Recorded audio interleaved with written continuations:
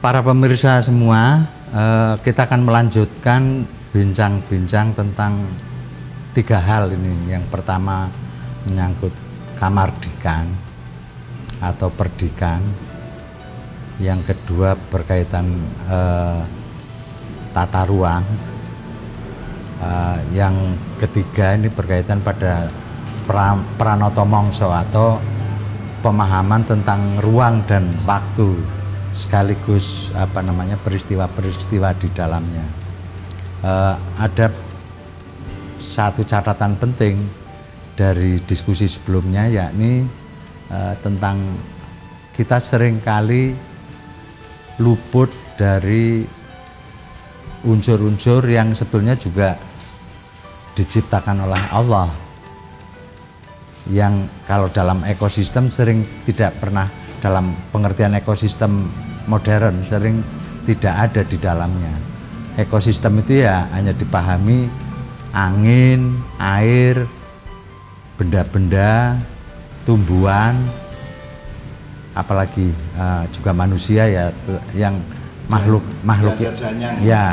yang lain, danyang, penunggu sebuah kawasan itu, penunggu desa itu nggak ada di dalam catatan orang-orang modern. Saya kira itu, dan saya pengen aja Cak Nun, mungkin Cak Nun bisa bertanya kepada 3 teman-teman kita jamaah ma'iyah yang sudah memiliki tata ruang. Pertama jadi tata ruang itu perspektif atau spektrumnya seberapa yang Anda pelajari atau yang dikenali oleh ilmu-ilmu modern. Karena misalnya gini, kalau di Australia itu kan ada aturan, kalau Anda bikin rumah menghadapnya kemana, kalau nanam pohon berapa jaraknya dari rumah, pohonnya apa, terus jarak antar pohon dan sebagainya kan ditata sedemikian rupa. Nah, demikian juga kalau kita ngomong kota, misalnya kota itu kan kalau Jogja dulu zaman Pak Heri, konsep dasarnya, konsep keperdikanannya adalah kota dalam taman, bukan taman dalam kota. Nah, seluruh dunia kan taman dalam kota. Itu kan mindsetnya berbeda, tata ruangnya berbeda. Nah, jadi misalnya gini, sekarang ada orang yang khusus ya, saya bikin rumah itu saya tidak mau kalau sholat membelakangi rumah itu, saya ibaratkan diri saya tidak akan membelakangi Ka'bah. Jadi rumah saya itu saya hitung arahnya dan bentuknya berdasarkan koordinat dengan Ka'bah. Bahkan kalau saya punya sumur, kemudian saya salurkan dari sumur itu airnya ke kamar mandi, ke tempat minum dan seterusnya, itu harus satu garis dengan titik sumur dengan titik Ka'bah. Itu kan satu perhitungan tata ruang. Nah, yang Anda pelajari tata ruang itu saya sampai ke variabel atau sampai ke spektrum yang kayak apa aja. Iya, Mbak Nun. Kalau di Jerman yang dimana saya di sana belajar, memang Mas Yopi dulu di Jerman di universitas apa? Braunschweig. Braunschweig. Bahasa Jermannya Braunschweig, di Inggris kan Brunswick. Kalau di Amerika ada New Brunswick. Jadi kalau kota aslinya Braunschweig. Itu daerah mana itu?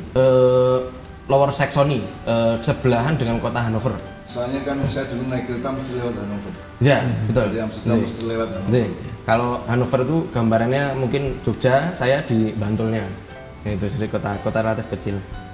Nah, yang seperti tadi Mbah Nun sebutkan juga bagaimana dunia barat itu, atau istilahnya mungkin kita lebih dikenalkan dunia modern itu, bagaimana mereka sangat detail hingga ke hal-hal yang paling kecil dalam memperhitungkan segala, termasuk dalam ranah tata ruang.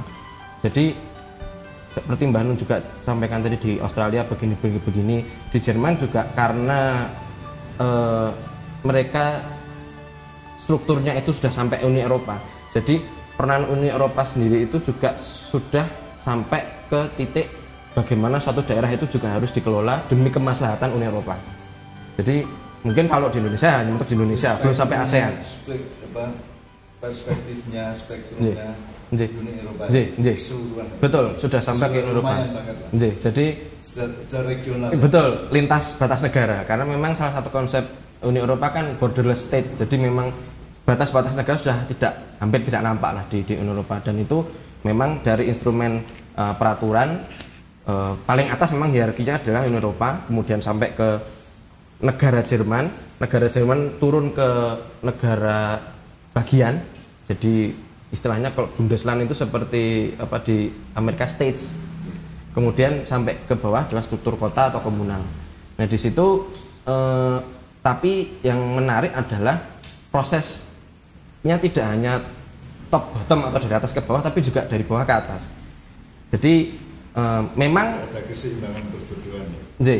Jadi keberadaan suatu wilayah itu memang tetap diperhatikan, dia punya kekhasan apa yang kemudian juga harus dipertahankan. Itu disyariatkan. Betul. Iya. Itu bedanya dengan kita kan. Kita terlalu hakiki sehingga kurang syar'i. Sementara orang barat kan sangat tertib syariat.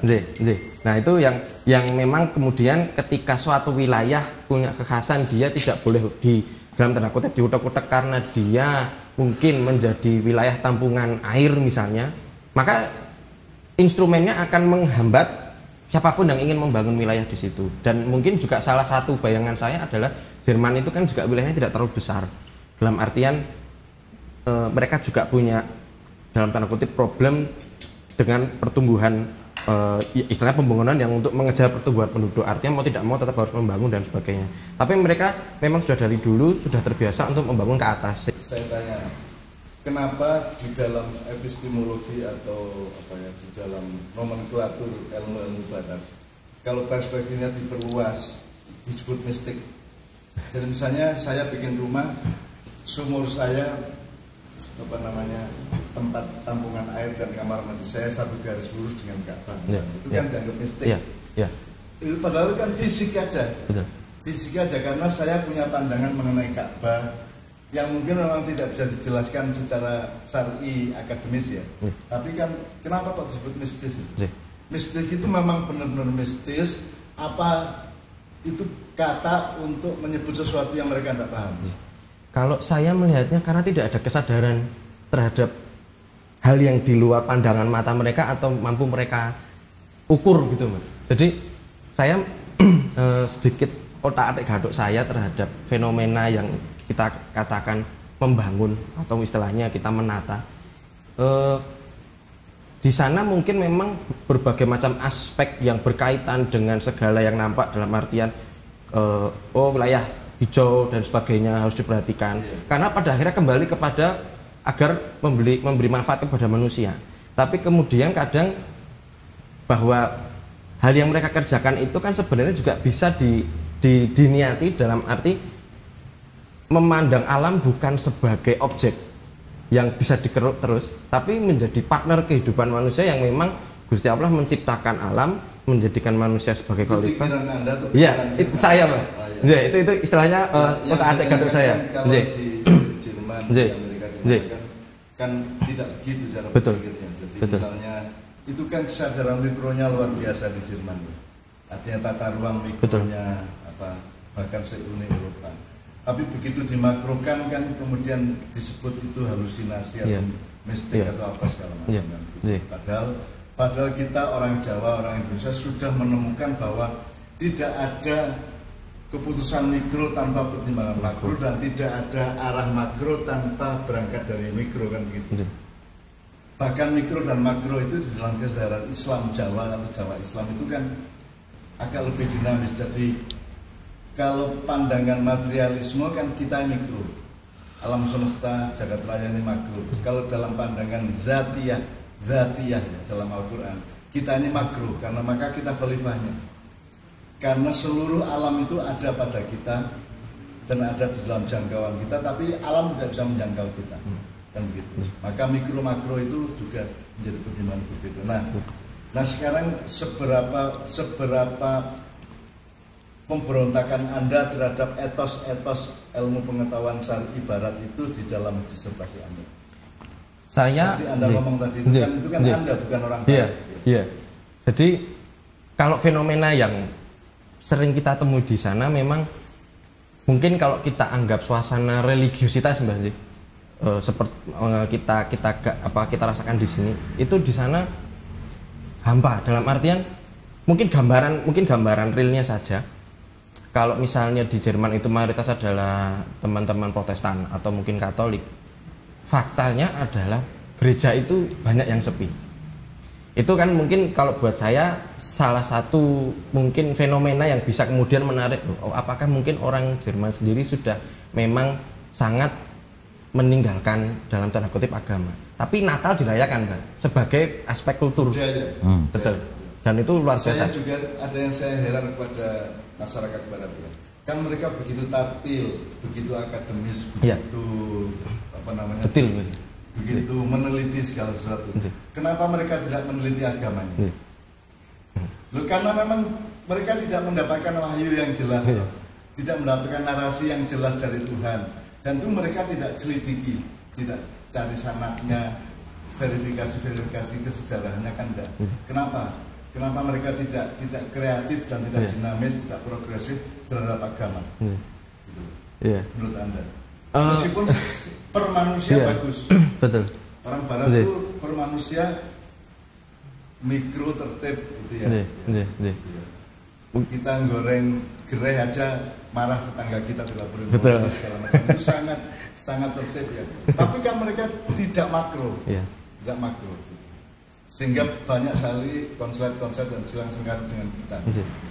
Atau misalnya gini, saya pernah ke Frankfurt pinggiran, itu ada desa Grune. Grune kan green revolution, green society itu. Jadi saya hidup dengan mereka, saya makan bersama mereka. Mereka makannya ambengan. Kalau cara Jawa itu ambengan, jadi naik awan, ngumpul bareng, segonek apa, makanannya dibeber di atas matras itu, terus mereka makan bersama. Itu di Jerman sebagai fenomena menjadi mainstream apa tidak? Kesadaran green revolution. Kalau kesadaran bahwa alam itu harus dijaga, iya Mbak. Tapi yang sering saya pertanyakan adalah motivasinya apa? Niatannya dibalik itu apa? Apakah hanya sekedar kemudian kalau alamnya rusak, manusianya ikut rusak, sehingga kembali lagi yang dijadikan fokus utama adalah kemaslahatan manusianya?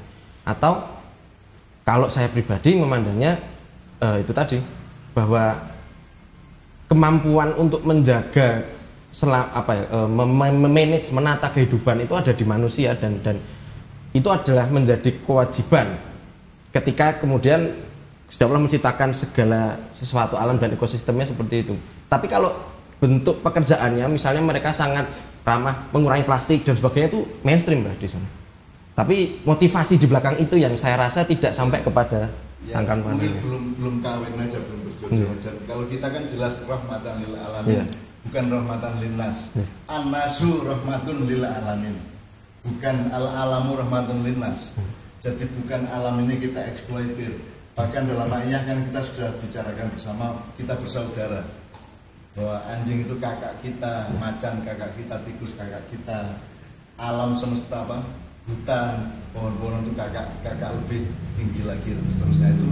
Itu kita punya kesadaran kekeluargaan dengan alam semesta. Nah, sebenarnya perilaku orang barat lebih tertib soal bersaudara dengan alam semesta, dan lebih dulu kesadarannya untuk memelihara ekosistem dan seterusnya. Ya. Dan kita sebenarnya sudah punya itu, cuma kita ini kan kepencerut ya.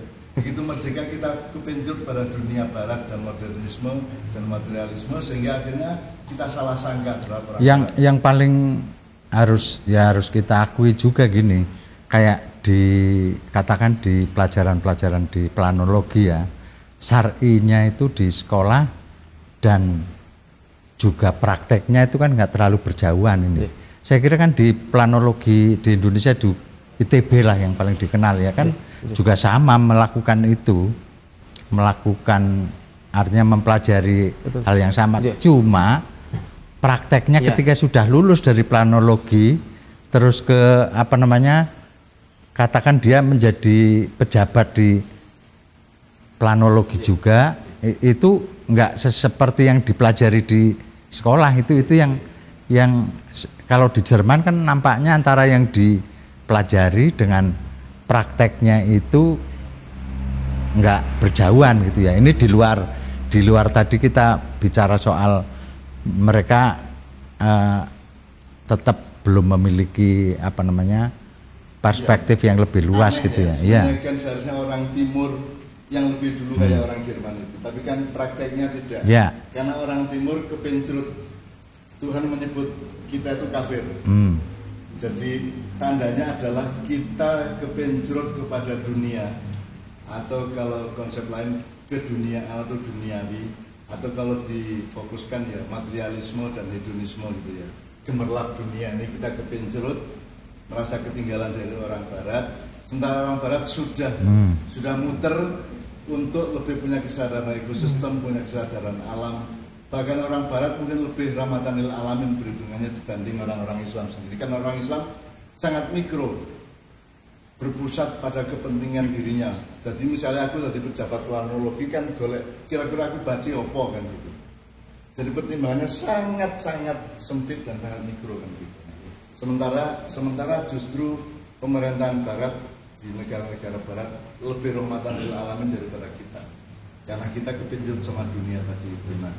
Nah, mungkin ini kita bergeser ke Adit. Kenapa kok kita kehilangan kemandirian itu? Kenapa kita kan mestinya Indonesia ini kan negara perdikan. Wong segala sesuatunya itu perdikan kok. Manusianya khas, ketangguhannya luar biasa, budayanya hebat, hatinya luas. Tidak ada orang Indonesia tidak sopan santun dan seterusnya. Kita tuh punya segala perangkat untuk menjadi negara perdikan. Kenapa kok kita sekarang tidak menjadi itu sama sekali? Bahkan akhirnya seluruh perilaku masyarakat dan pemerintahnya juga sama sekali tidak mencerminkan kesadaran keperdikanan itu. Kalau menurut saya nggih dihentikan kemerdekaannya, Mbak. Dihentikan kemerdekaannya dalam arti seperti ini. Kalau tadi kita mengatakan, Simbah menyinggung tentang kenapa orang Barat mengatakan mistis, itu kan sebenarnya karena tidak ada dalil untuk melegitimasi pengetahuannya. Misalnya gini. Kalau di Jawa ada pohon besar tidak boleh diutak-atik karena ada penunggunya, ada yang bawa reksa. Padahal secara ekologi di situ menyimpan air. Nah, karena orang Barat sudah menemukan titik temu di mana itu tempat menyimpan air, jarak misalnya tadi Mas Yopi menyinggung tata ruang itu kalau di Jerman ada Wasserschutzgebiet atau area proteksi air, itu diperhitungkan di mana titik misalnya ada kontaminan atau racun sampai ke sumber air itu berapa lama, misalnya 3 hari atau 50 hari, itu areanya kan dibatasi oleh itu. Nah, karena orang Jerman itu atau orang Eropa itu menemukan dalil, maka itu tidak dianggap mistis. Kalau misalnya belum, ya dianggap mistis. Nah, masalah mistis tidak mistis itu karena orang kita itu kan sebenarnya diputus literasinya. Kalau kita mengatakan misalnya kita tidak administratif, toh ternyata misalnya di Kutaramana Dharma Sastra misalnya di Majapahit itu kan ada di beberapa pasalnya tentang pasal pengalihan. Kalau zaman itu saya masih percaya bahwa kita sangat ekologis, ekosistemik, kita sangat rahmatan lil alamin. Tapi begitu kita merdeka ini loh, begitu menjadi Republik Indonesia ini kita tiba-tiba menjadi tidak ekosistemik, menjadi tidak kosmologis, gitu. Tidak rahmatan lil alamin sama sekali. Boleh cari golek badi dhewe lah, cari laba masing-masing aja kan gitu. Kalau secara ada dua, Mbak. Kalau yang pertama secara historis yang mungkin perlu diklarifikasi oleh teman-teman yang bergelut di bidang sejarah adalah proses antara abad 16-18 kok kita tidak menghasilkan karya apapun, padahal sebelumnya ada banyak. Berarti kan kalau Erklarung di masa itu atau zaman pencerahan di barat kan ya sebagai antitesnya berarti ada zaman penggelapan di timur kan. Saya dulu pernah menulis tapi tidak historistik ya, artinya tidak metodologis ya. Saya ini kan ngasak aja, memetik padi yang orang lain tidak memetik, saya petik kan gitu. Jadi memang ada kegagalan Wali Songo di akhir, di menjelang Mataram. Jadi kan memang sudah ada gejala kooptasi dari Eropa ke Indonesia. Kemudian ada antisipasi dari para Wali Songo dan raja-raja sultan pada waktu itu untuk menyembunyikan bahkan menutupi keratonnya itu sedemikian rupa sehingga sekarang tidak ada bekasnya. Tetapi kan Anda tahu di Jogja ini kan banyak bangunan-bangunan di bawah tanah yang memang dulu sengaja disembunyikan tapi kemudian tidak di set up, kurang berpikir panjang lah. Terus ini recovery-nya lagi nanti bagaimana kan enggak. akhirnya kita temukan ada candi di Bantul Selatan di bawah tanah. Tapi kan nggak bisa apa-apa sekarang berdasarkan teori aturan planologi kan nggak mungkin itu dibongkar. Sama dengan ada piramid di Jawa Barat segala macam. Saya kira memang kita perlu membenahi kembali cara berpikir. Kalau memang cara berpikir kita tentang kosmologi Ramadan Alam itu mengizinkan dan nalar untuk melakukan itu, ya nggak apa-apa kita bongkar. Dengan syarat kita evakuasi korban jangan begitu. Nah, saya mungkin loncat ke Mas Toto ya. Soal mistik tadi. Berarti kan acuan kita kan Piagam Madinah. Jadi sebenarnya kan Islam itu kalau mau belajar mereka bukan Quran hadis tapi Quran dan Madinah. Quran dan prinsip-prinsip Madaniyah. Gitu. Nah, misalnya gini. Soal air ya. Rasulullah itu menentukan di mana sumber air itu kan dengan melepas onta. Jadi Rasulullah kan tidak ngomong sudah selesai ngomong akidah akhlak sudah selesai, sekarang tinggal tata ruang kemandirian pendidikan dan Pranoto Mongso itu dilakukan Rasulullah semuanya di Madinah. Nah, Toto kan agak pakar soal Piagam Madinah. Ketika Rasulullah melepas onta karena Rasulullah tahu bahwa yang paling peka terhadap sumber air adalah onta. Ya. Itu peristiwa mistik apa peristiwa ilmiah? Ya, sebetulnya kalau saya agak tertarik ucapannya Profesor Seno ya. Kalau menurut beliau definisi ilmiah itu adalah segala hal yang sudah berlaku cukup panjang dan sudah dilakukan oleh banyak orang itu dan bisa kita lihat sampai sekarang. Contohnya jadilan. Jadilan terus dadi mangan beling, mangan apa wae sing ora umum dipangan. Nah, kalau menurut Profesor Seno itu ilmiah. Ya, karena sudah terbukti sudah dilakukan oleh banyak orang dan terjadi dari kurun waktu sangat panjang gitu. Dan itu memang tepat kalau di ilmiah itu kan ada pembuktian, ya, Mbak. Ada hipotesa, ada pembuktian. Sedangkan orang Jawa itu kan tidak. Gimana kalau yang akan membuktikan itu tidak punya tool, tidak punya aplikasi, tidak punya alat atau metodologi atau teori atau apapun untuk melihat bahwa itu bukti itu. Makanya perlu dalam gambaran saya karena kita sudah kebacut ketiwasan potong generasi di 16-18, maka kita meminjam toolsnya Barat untuk kembali ke. Saya kira kalau dari pertanyaannya Cak Nun tadi soal Madinah ya, saya kira problem utamanya adalah ini menghadapi cara berpikirnya orang Barat itu oleh orang Madinah sendiri atau orang Islam yang ada setelah Nabi nggak ada. Itu artefaknya udah dihancurin semua. Nah, orang Barat nggak percaya, masuk Nabi demokratis, masuk Nabi. Nah, umpamanya kayak Nabi kan memperjodohkan satu laki-laki dan perempuan. Ya, di Madinah itu. Jadi yang punya istri dua kasih yang satunya kepada muhajirin misalnya. Terus memperjodohkan manusia dan alam, bikin persawahan, pertanahan. Terus memperjodohkan segala sesuatu. Jadi Rasulullah memperjodohkan bermacam-macam. Jadi Rasulullah itu sangat mengerti sangat mengerti tata ruang dan sangat ilmiah sebetulnya. Dan sekarang jadi sebenarnya kan orang Islam itu sekarang kan selalu ngomongnya Quran hadis. Loh, hadis itu 200 tahun sesudah Rasulullah wafat.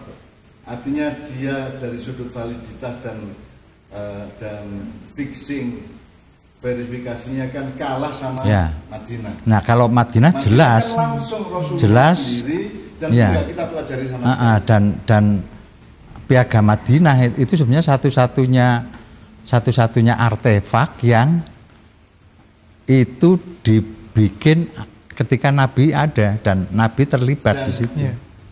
Itu menurut saya postmodern Piagam Madinah. Itu kenapa? Seluruh undang-undang di dunia ini, di negara modern, dibikin oleh perwakilannya, oleh orang-orang pinter, DPR, MPR, ilmuwan dan sebagainya. Kalau Piagam Madinah itu yang bikin rakyat.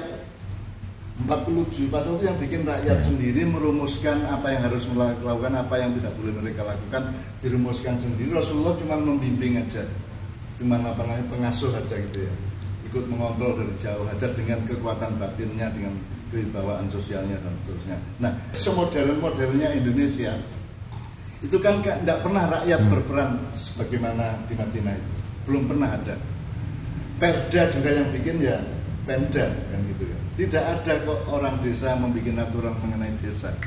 Dan itu sudah dicontohkan oleh Rasulullah di Madinah. Rasulullah tidak usil, tidak datang untuk mengatur-atur, dia cuma menumbuhkan keperdikanan rakyat Madinah sedemikian rupa di segala bidang, dari bidang pertanian, perdagangan, kesenian, kebudayaan sampai tata sosial yang luas kan gitu. Nah, itu kan contoh yang luar biasa. Kenapa umat Islam ini Quran hadis terus? Qurannya juga nggak serius amat, hadisnya juga tidak diperhitungkan gitu kan, tidak dimuhasabai secara administratif tadi itu. Kenapa Madinah disepelekan gitu? Makanya pertanyaan saya tadi dari seluruh yang beliau bicarakan adalah contoh dari Madinah itu. Tidak ada undang-undang dibikin oleh rakyat kecuali Piagam Madinah. Kan Rasulullah tidak ikut menyusun draft RUU kan enggak. Itu kan juga bukan RUU, itu kan aturan rakyat, itu betul kedaulatan rakyat. Kalau yang kita lakukan ini kan kedaulatan perwakilan rakyat.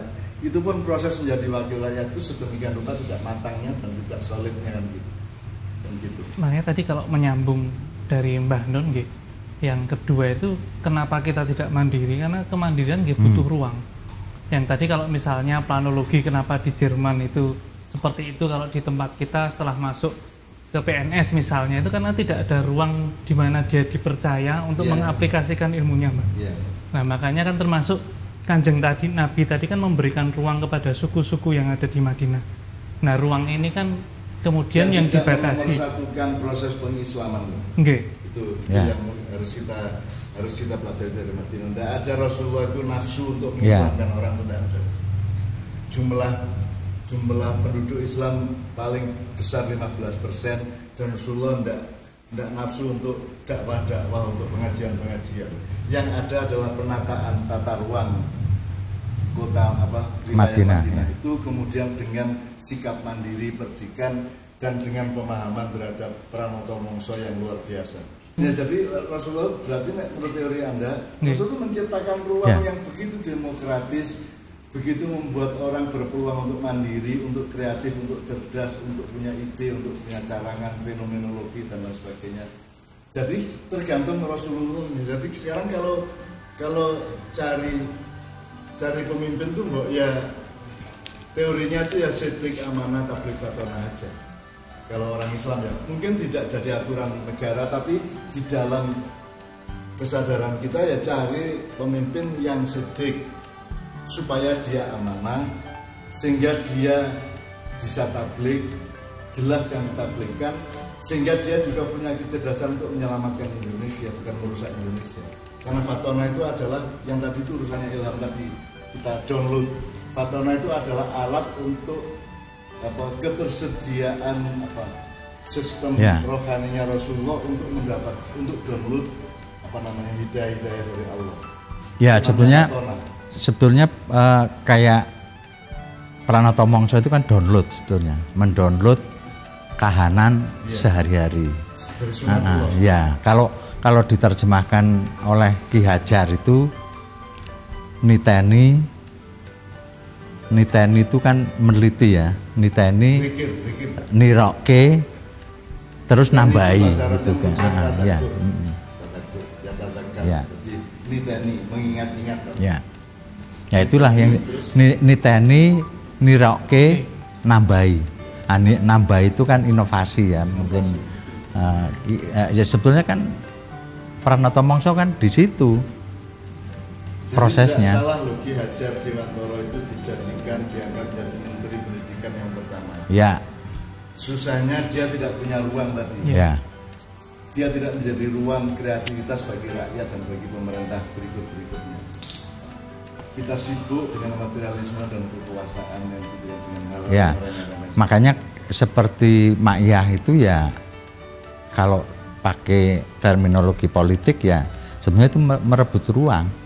Mergo ora iso nunggu dikai ruang kaya Nabi menyediakan ruang kepada masyarakat di Madinah. Kesadaran setiap pelaku ma'iyah adalah menciptakan ruang, terus mempelajari tata ruang dengan Pranoto Mongso yang baru, yang tidak seperti yang sudah ada sekarang ini. Jadi Anda harus bisa ma'iyah adalah sebuah ruang perdikan, kira-kira gitu ya, ruang perdikan di antara kita semua yang kita tata dengan ilmu Pranoto Mongso yang sudah kita pahami bertahun-tahun dengan sinau bareng, supaya kita bisa menciptakan ruang masa depan, tata ruang masa depan yang lebih romantis alamin, kira-kira seperti itu ya. Oke. Sahabat semua, teman-teman jamaah ma'iyah, saya kira ini